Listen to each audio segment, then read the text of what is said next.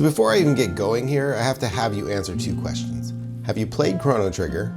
And did you like Chrono Trigger? And if you answered yes to both of these questions, go ahead and skip the rest of this video, download another Eden, and start playing it now. You really don't need to hear what I say next. Wait, I kid. Obviously I want you to finish this video. That's what it's here for.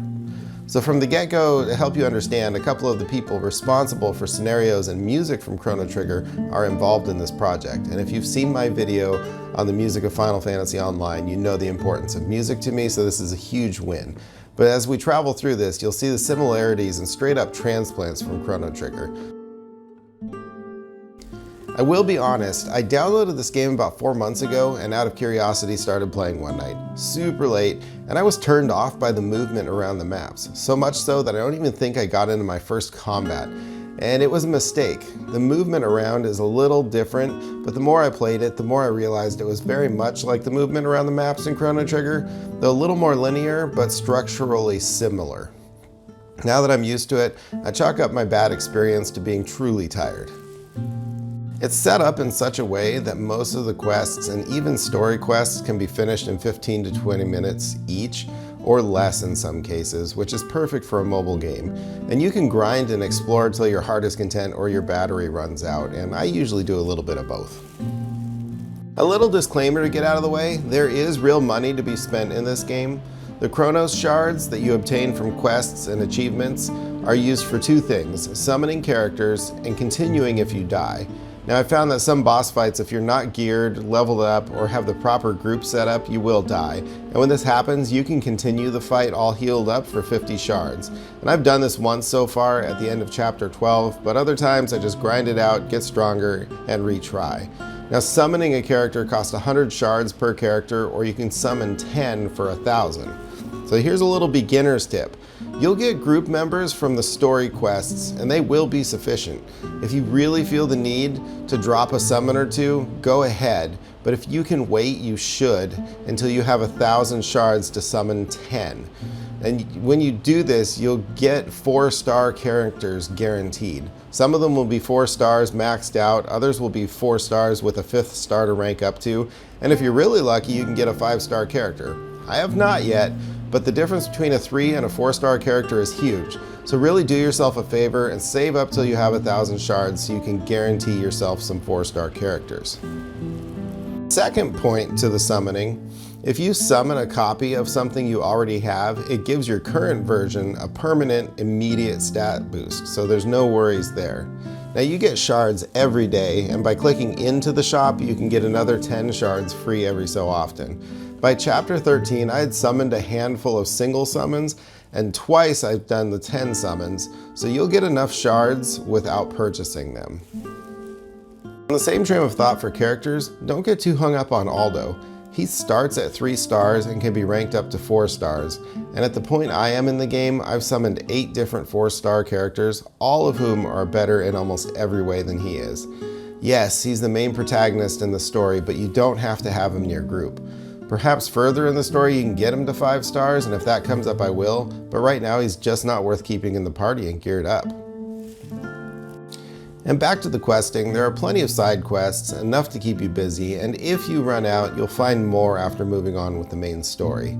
There are quests along the way that are gray in color, and you will need to have a specific character in your party to start it. Now most quests have suggested levels, and as long as you're within a few levels, you should be alright.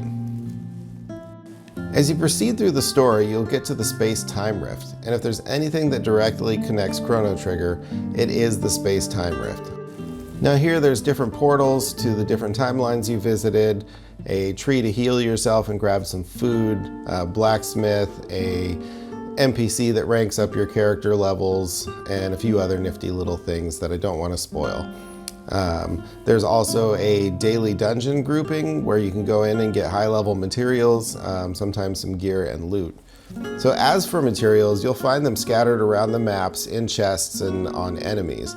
The dungeons that I mentioned a second ago are hard versions of areas you've previously visited and give higher end materials for some of the better weapons.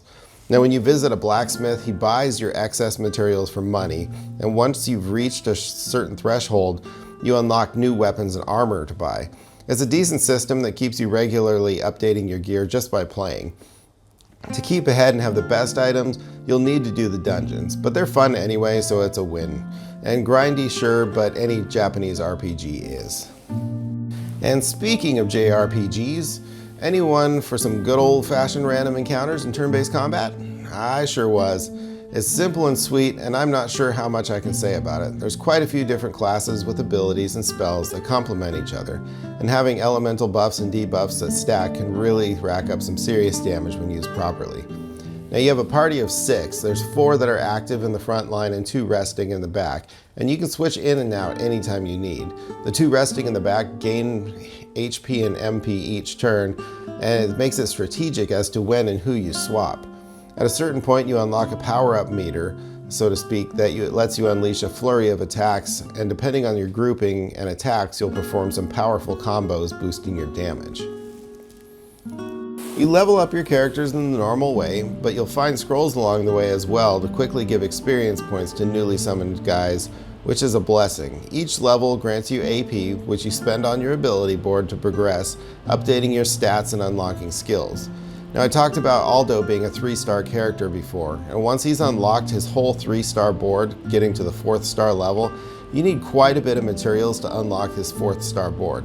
Now I'm in my 30s and I don't even have close to enough to begin thinking about it, hence the reason he's been sidelined in favor of my actual 4-star group. Now there's collectibles, achievements, and I haven't even unlocked fishing yet. I assume there's fishing. There's a grayed out icon in my records section. There are huge sections of the maps I haven't even ventured into, so I'm excited to keep playing. So back to those original 2 questions. If you played Chrono Trigger and liked it, there's nothing about this game that will turn you away. Play it. Seriously, the video is over. You can go. But thank you for watching, and I look forward to seeing you again in the next video.